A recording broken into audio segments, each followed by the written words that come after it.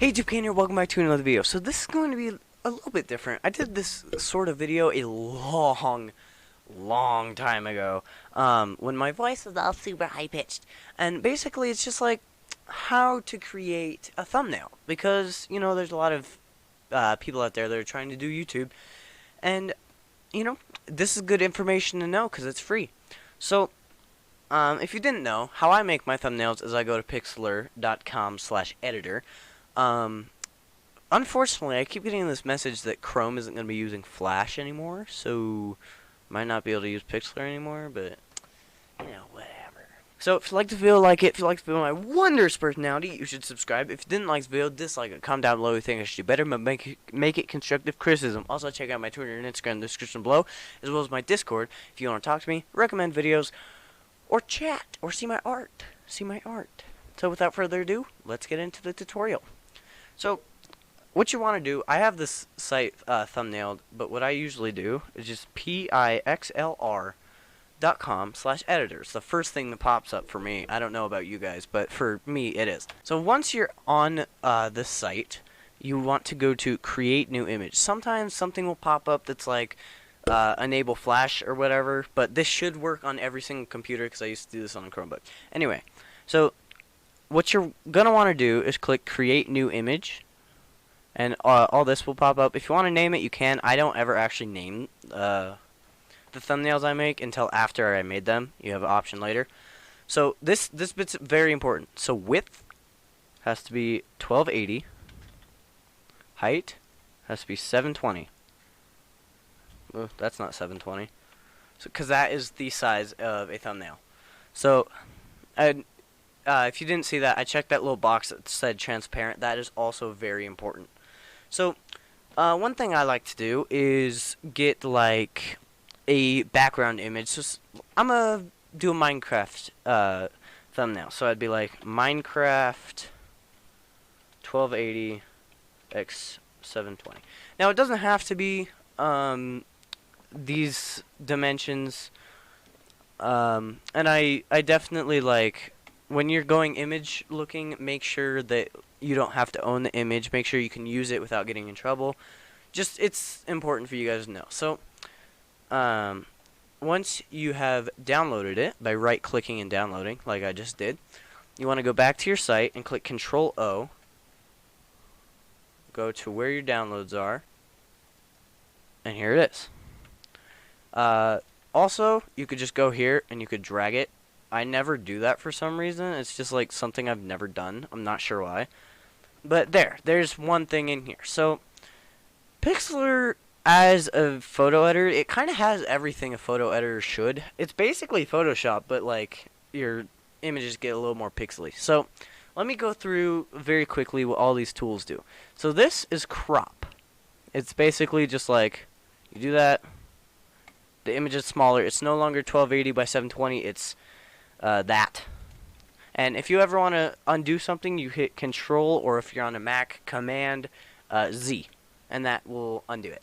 Or you can click the undo button. There's an undo button somewhere. I'm pretty sure. Yeah, look, undo. So you click edit and then click undo, but it's slow. So the move tool is basically, I can just move this layer around, which I don't need to because it fit really well. If you get an image that is bigger or smaller than it needs to be, you can go to Free Transformer, and if you hold Shift, it will maintain its proportions. If you don't hold Shift, it does this. Oh my gosh. Oh, this is dangerous. So, if you want to do it, you just click and click No, don't save changes. This is a mark tool. It's basically just, if you were to draw, it only draws in the area you marked. That is the same thing with this lasso tool. And to get rid of the box you made, you can just click with the lasso and it will deselect all. And if you have the lasso, you could grab something and do that.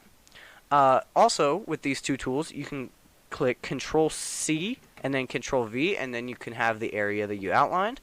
Or you can have, or you could just, I wonder, you could cut it out like that. So I normally don't do that, but yeah. Now, this wand tool is amazing. Like, if you ever draw on your computer, it's also really good for that. It basically selects an area based on its color, and you can do whatever you want with that area, similar to the mark and lasso. This tolerance bar, the higher it is, the more colors it will take, and the lower is, the less colors it will take. So I constantly use that one. So the pencil tool is always really interesting. I normally leave it on the base setting, but let me zoom in so you guys can see. If you use it, it like puts itself together. Here, I'm gonna go to a brighter part of this Minecraft background. It kind of like follows upon itself, and it's very helpful for doing things. If you have a shaky hand, because I do, this is really helpful for doing marks and making it look less shaky. After that, you have the brush, which has so many options, all these, and I found out recently that you could change this diameter to make it huge. But yeah, you know, simple stuff. This is the eraser. Obviously, it erases. This is the paint bucket. It will take one color similar to the wand, and it will just paint over it. By the way, all the things that I'm showing off, like the eraser, will only erase if you mark the area. The bucket will only go in that area you make. This is a gradient.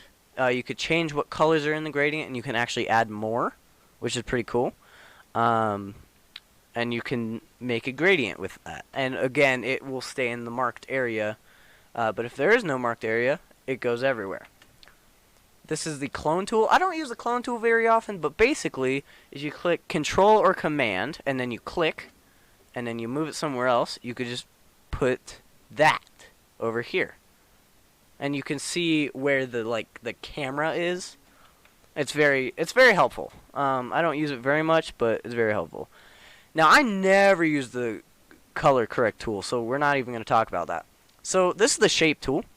It can make a perfect shape, from a rectangle to a rounded corner rectangle to a circle or ellipse, a straight line, and you can change the size of the line and the diameter and border of all of these. This is the blur tool. It blurs things. It's not very effective. Cool. This is the sharpen. It's the opposite, and it's used to make memes most of the time.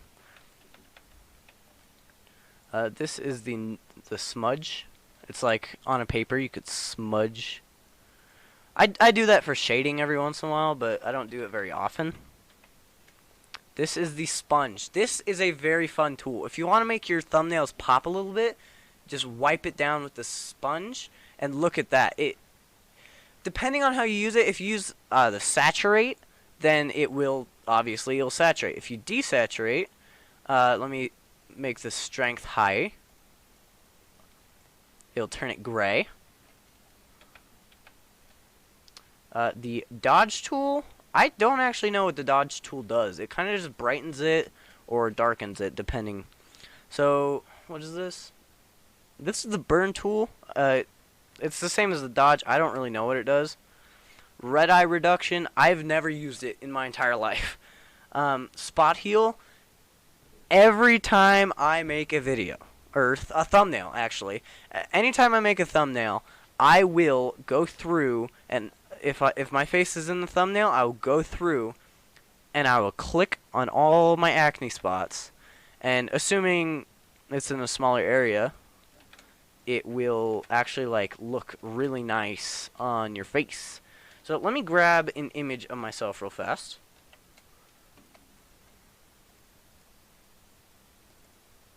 I have a lot of just random images saved. Here, there's a good one. Alright, so this is a good example. I have a really bad acne spot right there.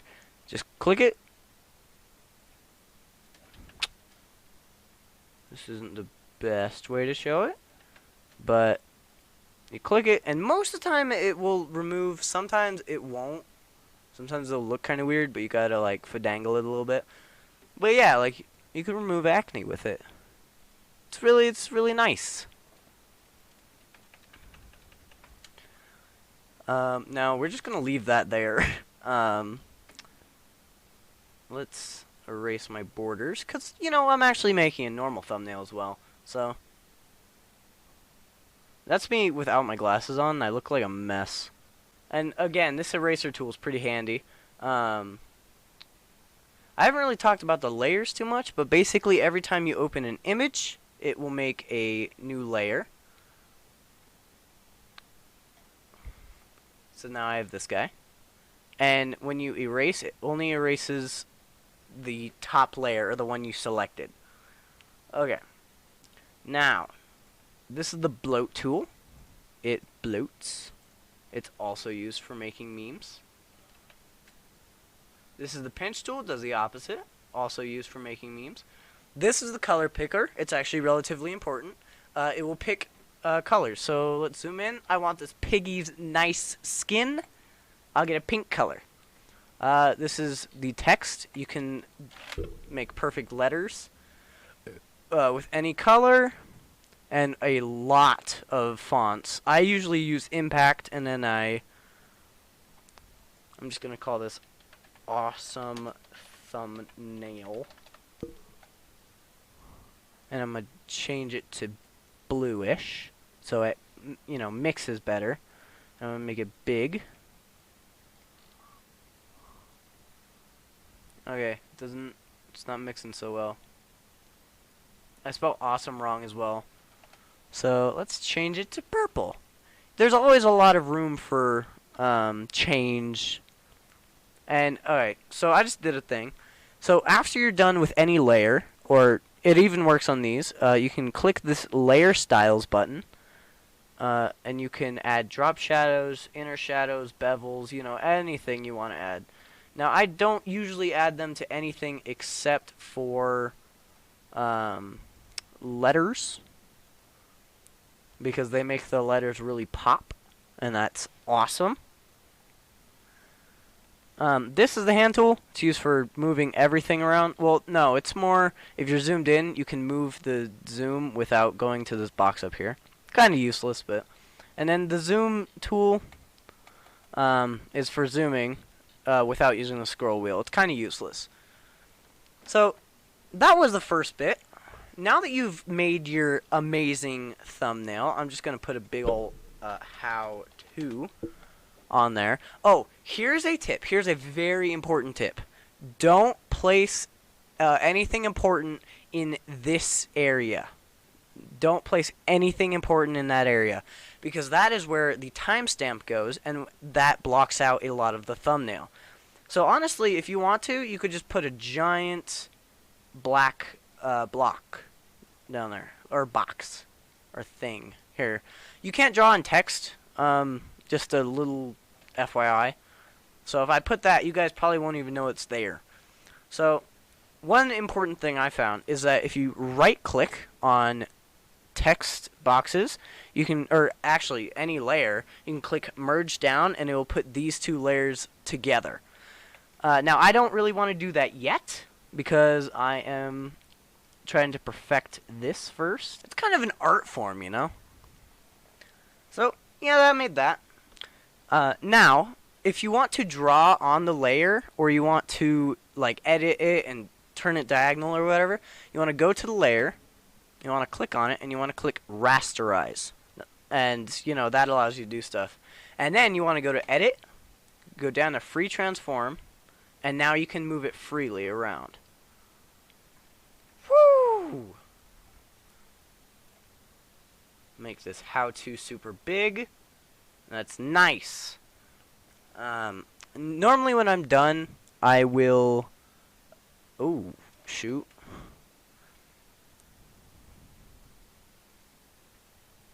That's weird. So, if you merge them down, sometimes it makes weird things. I don't really know how to explain it, but, you know, whatever.